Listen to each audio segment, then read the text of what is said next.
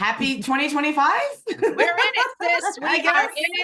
in it. We have been, yeah. Oh, yes. Happy New Year. Happy 2025. We are here. Lord help us. You and I have been talking about what was coming for a long time, and I think it's here. I think it's here. You wrote an article at the in December that I was so happy to see, although I was really sad about why. And it was called "Birthright Citizenship" is absolutely on the table. And now that we're here, and now that we're in the new era. I just covered the Donald Trumpster fire that took place the Trumpster fire of a press conference that took place yesterday. It's real. It's happening. There's no denying it. And birthright citizenship is something that MAGA world has been really up in arms about. And I'm wondering if you could break down for the audience what exactly we're talking about when we say it and what the heck is on the way. Right. So birthright citizenship is the idea that if you are born in this country, you are a citizen of this country. It is the 14th Amendment. It is very clear what it says. The Supreme Court has ruled in a case from 18 something or other. Let's see, 1898.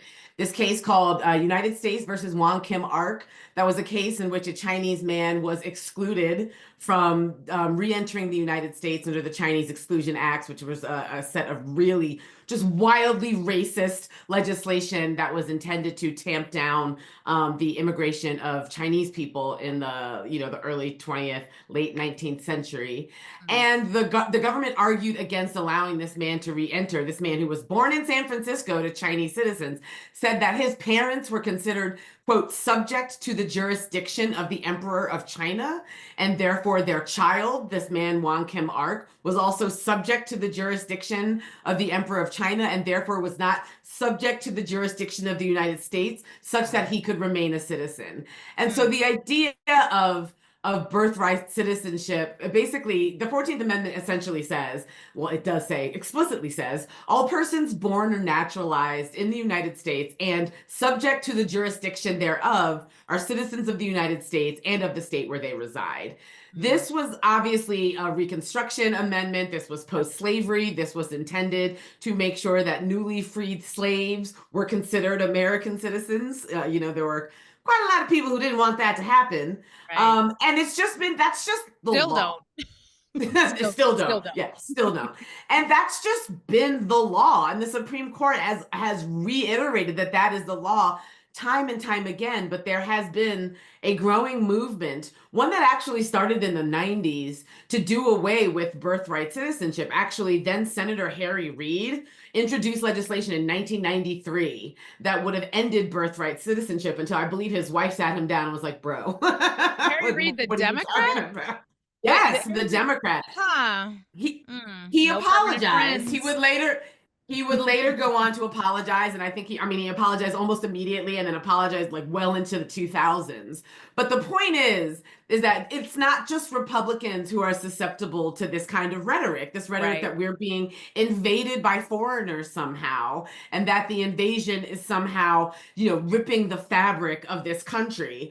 And it's just, essentially, this is more of the issues about the Great Replacement theory, right? This concern that white people are being replaced by brown people, by Black people, by immigrants. And that's something that, good old homeboy Americans, I don't know why I said that. I meant to say down home Americans. But, the down home Americans, white Americans, don't feel like they should have to share their country with a bunch of immigrants. And, it would be truly outrageous for the Supreme Court to hold that that 14th Amendment doesn't say what it says, and that birthright citizenship is no longer the way that we determine citizenship. Right. It would not be unusual generally, because, for example, the England, Ireland, there's some other places I think it's just England and Ireland changed the way that they do citizenship. It used to be based on soil. It's called jus soli in Latin, Jussole. They changed it from that to jus sanguinis, which is basically of the blood, meaning that you are a citizenship based on the blood of your parents.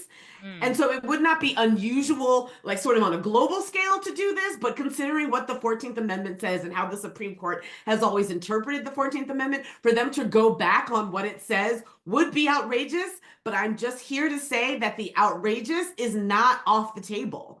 Right. And I think my concern is and has been that there are legal scholars who remain beholden to institutions and to the way that we've always done things, right? We've always done things this way. The 14th Amendment has always been interpreted to mean that if you're born here, you're a citizen here, as if the conservatives in this country haven't spent the last 2 decades, certainly the last decade, shoring up their conservative capture of the federal judiciary to such a point where now the judiciary is captured by Republicans and conservatives.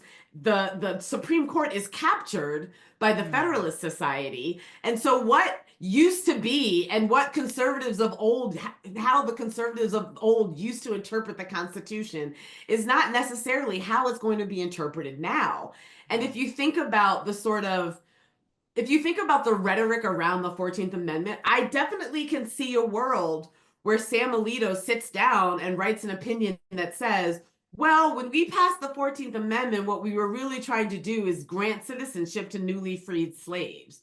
We weren't trying to grant citizenship to these, quote, foreign invaders who are invading our shores by the tens and tens of thousands, right? Millions, however many it is. And I just really want to point out this statistic.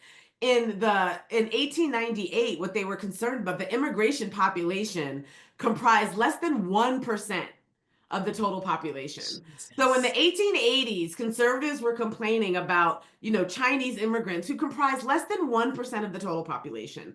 The current Latin American immigrant population is about 19% of the US population. So while it would be strange to argue that we're being invaded, quote unquote, invaded, the scale of immigration is so much greater now that I don't think it would be an untenable argument for the Supreme Court to say, you know what, we're going to take another look at birthright citizenship. We're going to go back and we're going to find facts that hew to what we want to happen. And then those are going to be the new facts. And we're going to have a new interpretation of the 14th Amendment. And that's just how it's going to be. Will that happen? I don't know. I don't like saying things are unlikely anymore because we are in uncharted territory. We're in Project 2025 America. Anything is possible. Right. And even what was not necessarily possible between 2016 and 2020 is now possible because now we are post-insurrection, right? We are post-Trump capturing the entire GOP to the point where people who were afraid of this man and who were saying this can't continue, Republicans, right? You remember Kevin McCarthy and right after the insurrection was like, hell no, this can't go on. I'm off the Trump train. Right. I'm off the Trump train. 4 years later, the Trump train is running roughshod over everything. And now he's backed by people like Elon Musk, who have billions and billions of dollars to threaten to primary, for example, any Republican that does not go with Donald Trump's agenda. So, to the extent that there are people who think that anything Donald Trump wants to do, that he has laid out in this 1,000-page document, 2025, to the extent they think that's not going to happen, I'm really worried that people are burying their heads in the sand.